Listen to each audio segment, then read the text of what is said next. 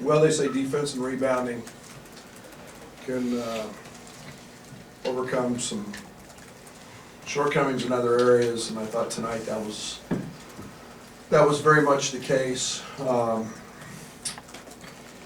We worked really hard the last 2 days in trying to emphasize the importance of keeping Nebraska under 6 threes. And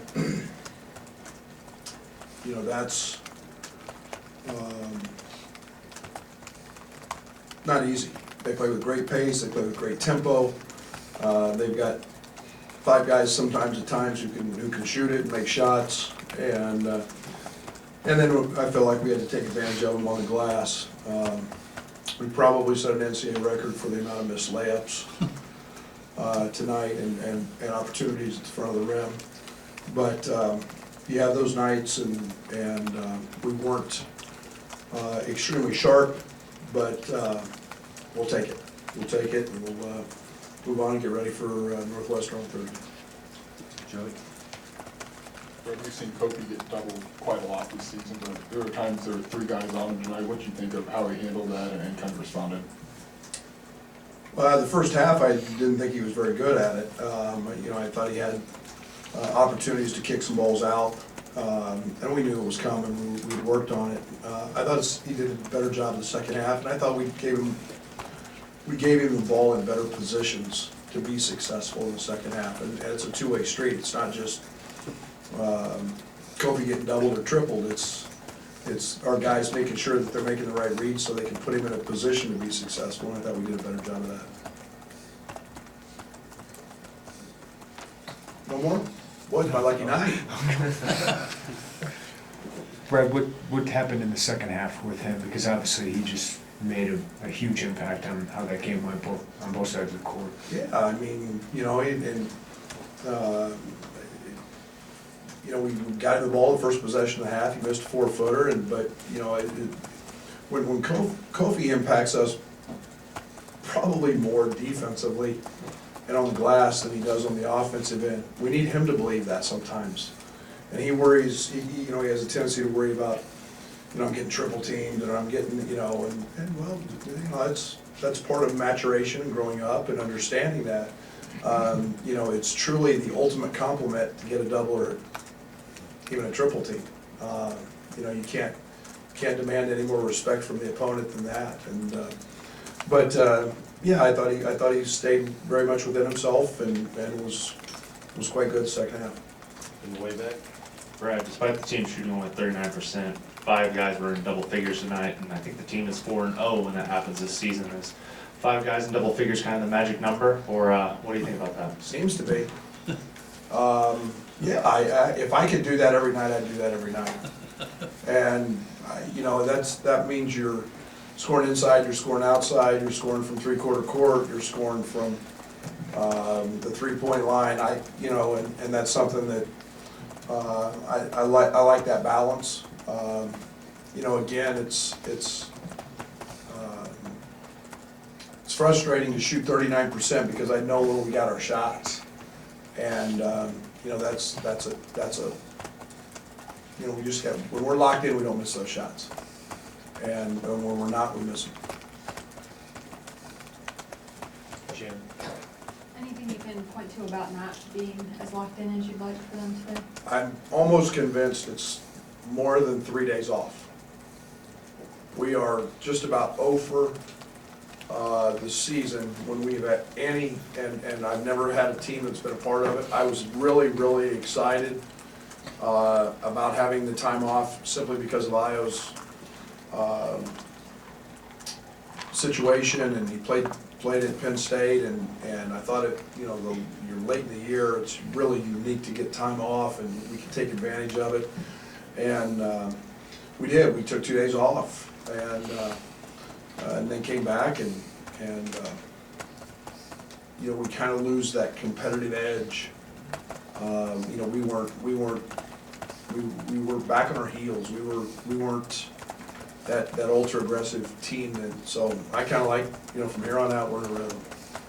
You've talked before about how Allen being an elite shooter, but it seemed like tonight there was an aggressiveness to go to the rack and go to the rim and go get some offensive rebounds and help the team that way. And just kind of his development as a player. Well, that's one of the things we talked about at nauseum going into this game was you know, like the three, love the rim. Like the three, love the rim, and there's not a lot of shot blocking in there. I think they had 3 fouls the first half, you know, and they're not, they were fouling you. And yet they do a good job of staying in front of you and mixing things up. And you know, we got in a stretch where we opened the game and we took a bunch of threes, which I'm good with threes when they're coming from the right guys at the right time. Yeah, Allen's just continued to blossom tonight. You know, he's always great on the offensive glass, and I got a great tip dunk, and probably missed some shots that, you know, at the rim that he would like to have back. You were talking yesterday about how you'd like to see Trent, you know, take some tough shots to get going, because he seems to make those 70 feet. Tough one. He practices those, and I say that in all sincerity. When we in practice every day, and the huddle comes together, that we have the guys sprint into the huddle, but Trent always has a ball and he shoots a half-court shot every day. And if he doesn't at least hit the rim, if he shoots an air ball, we do it again. And you know, so you takes tremendous hand-eye coordination. If you ever watch elite pros, I mean, they can make, you know, I coached Michael Beasley, and I've watched Mike make 5 in a row one time from beyond half court. I mean, just, there's something about that gift. But the one before the half, before that one, was a tough shot, and Trent makes those, and we need him taking those shots. And it's good to see those balls going for him. Back to Kofi, he only had 1 foul, and it wasn't until like less than 2 minutes left in the game. I'm just wondering, you know, is that a sign of maturation too? And just, I don't know if you could just also maybe separate on that, and also just, you know, where you would grade his progress this season. Obviously he's had a big impact from the get-go, but just where you've seen him come as well. I've been really pleased with Kofi throughout the season for his understanding defensively of how to not get fouls, and to know how much opponents go at him. I mean, he's guarded a ball screen literally every trip. He guarded a ball screen tonight almost every possession of that game. And that's not easy, because you have to make the calls, you've got to have the right positioning, and then you've got to understand you've got elite level guards coming at you who are trying to put fouls on you. And he's been nothing short of remarkable in that area. And again, Kofi impacts us more defensively and on the glass than he does at the other end. And you know, that's pretty special for a young kid. Brett, obviously Iowa's got speed in the open court, but is there, what's the other component that makes him so good in transition? Is there an instinct thing? You know, I think he's been in it so long in terms of playing in the open court, and you know, he was an elite finisher on the AAU circuit. He did that at Morgan Park. He's just got a knack. He's got a gift. And you know, he's learned different release points now. You know, he's using both hands. You know, you start adding those pieces, and that speed, that change of pace, all becomes pretty hard to contain. Right. Georgie, looking at the stats, is 12 for his last 50 from the floor over the past like 8 games. Is it just mental? I mean, because those are shots he's made previously. I mean, so what do you do to get him out of I that? can't explain it. You know, and we saw him set a freshman school record in here and didn't miss anything. And sometimes the game, you know, as a coach, the game's evasive. It gets really hard, and I don't know why. All I know is to keep fighting, keep grinding, and it will come back to you. And you can't wallow in that moment, that it didn't work that moment. It's on to the next, and you've got to show that grit, that fight. I think we would all be very, very comfortable in here knowing every one of those shots he took tonight, I would feel great about him shooting every single time. And it was the same way at Penn State, and I mean, the ball sits on the rim and it falls out. And that, the basketball gods sometimes make that very evasive, and yet, next game, next practice. And, it's not because he's not putting in time. He was, after a shoot around today, he spent 20 minutes, just shooting jump hooks, and gotta find a way, Yeah. Brad, you guys have excelled at getting offensive rebounds all year, 19 tonight, 14 second chance points. It seems like there's a little bit of a difference there. What do you do in practice to get these guys to get so good at that? Because I always said it's kind of muscle memory, and you either go for it or you get yelled at. It's not just get yelled at. But, I think that we emphasize it as a staff in every drill we do live. And we try to treat it as a shot, or as a pass, excuse me, and to go get it. And when we play percentages, we chart every missed shot in the off season and where they go, and we play percentages. But it's a knack, and it's something that we demand that they do. I got upset with Kofi because he had one he just didn't go get. And to me, offensive rebounding is the one area you can be really, really selfish. That's my ball, I'm gonna go get it.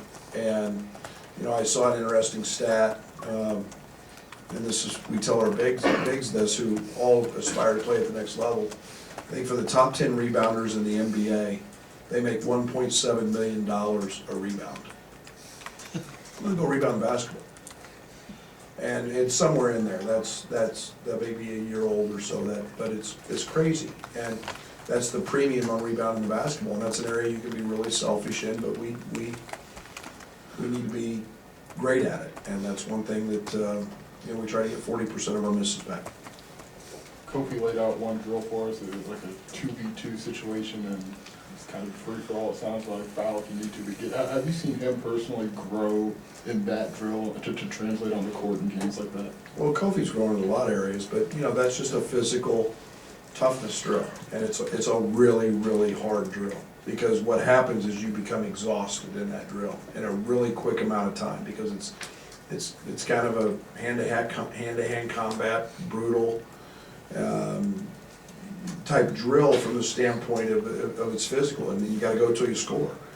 And sometimes you get out there a minute and a half, 2 minutes, you're exhausted, and yet if you don't go to the offensive glass, there's repercussions. So it's all a mindset, and it's creating a habit. The other part of that is we got older guys now have been in it a year, so they also know to go. Talk a lot about Allen's threes, his offensive rebounds, 2 steals against Penn State, another tonight, big block from behind. What's his growth been like defensively for him? And still growing, yeah. And still growing. That was a big time block. Allen's so instinctive. And, his reaction, he's as gifted as anybody I've seen at just having a desire to do his ball at both ends. And you saw it in the Michigan State game when it hurt us. He went to try to block a shot instead of having a crackdown on Tillman. You saw him tonight go block a shot. Those are things that he does at an elite level, is go chase the ball, and he does that on both ends, and he gets to it, and he's athletic and very, very instinctive on that end. I'm curious, when you watch Nebraska, seeing how this is Fred's first year with them, does that look familiar to you from what your first year was, and you guys kind of look around and go, boy, they're about a player away from being a real pain in the butt?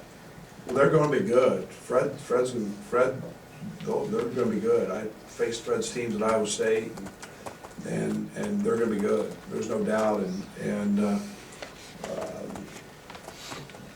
it's the Big Ten. Everybody's good. Everybody's good. I'm not shocked by anything. This league's got great coaches. We sit here, I think we all beat up on each other, and you know, there's no easy nights, and, yeah, we've been in his spot. We've been in his spot. It was a 50-47 game, I think at the 13-minute mark of the second half, and then you guys start putting together consecutive stops, and it kind of led to getting more momentum on offense. Just how much does this team, or how much more does this team get fueled by getting consecutive stops on the offense end? Do you feel like sometimes you guys might rely on that too much? That's our identity, that's who we are. The one thing that I know translates on the road, and I think it translates in postseason play, shooting the ball gets hard. It gets hard the further you play on. Defense, rebounding, and making things as challenging as you can for the other team. That translates, and that's what we're gonna continue to build this identity on. Anything else? Thank you. Thank you.